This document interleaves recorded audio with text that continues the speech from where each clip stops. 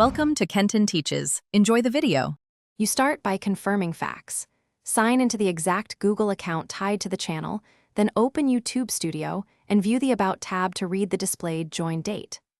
Once done, record that date and why you want it changed, cosmetic versus full recreation, because YouTube does not offer a direct edit.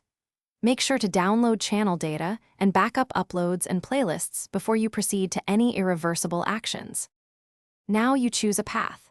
First, accept the limitation. You cannot edit the join date field directly. That's controlled by Google account creation. If you want a different visible date, create a new Google account and new channel, then migrate videos using downloads or the YouTube transfer features where applicable.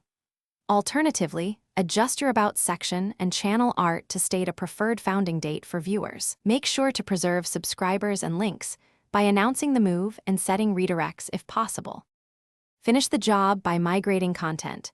Use Google Takeout to export your channel, then re-upload or request a channel transfer through YouTube's support options. Preserve thumbnails and descriptions where you can.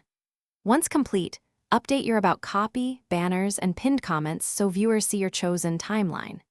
If uploads fail or subscribers don't transfer, contact YouTube support and submit account details.